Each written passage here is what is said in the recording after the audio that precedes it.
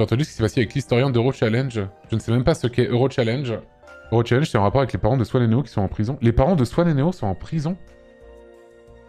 Quoi? 3 ans ferme? Mais attends,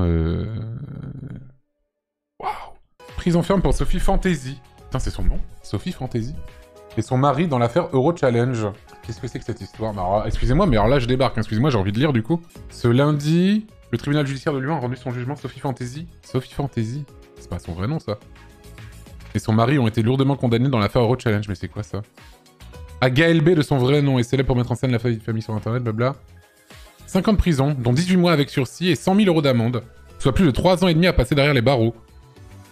Son mari, Grégory T, a écopé de la même condamnation. Mais c'est quoi? C'est une agence matrimoniale qui a arnaqué plus de 300 clients. Ces derniers payaient pour être mis en relation et rencontrer des femmes venues d'Afrique, d'Asie ou d'Europe de l'Est. Ah oui, bon. Eh, c'est vraiment des gens bien. Hein.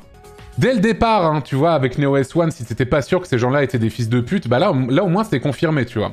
Là, t'es fixé, tu vois, tu le sais, c'est sûr à 100%.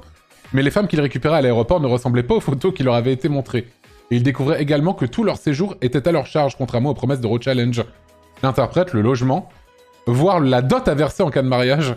Et quand les clients tentaient de se retourner contre Euro Challenge, ils recevaient la visite d'un huissier, ce qui les dissuadait de continuer à réclamer leur dû. Le préjudice total est estimé à 2 millions d'euros. Sophie Fantasy était directrice commerciale d'Euro Challenge, tandis que son mari était le fils de la fondatrice. Le couple aux millions de vues et abonnés avait cessé de poster des vidéos YouTube depuis plus de 2 mois. Dans leur dernière vidéo, on vous donne des nouvelles, publiées en fin décembre. 2 semaines après le procès à Lyon, ils promettent de livrer leur vérité et évoquent des problèmes de santé pour expliquer leur retrait des réseaux. Bah putain, c'est une histoire de fou, ça!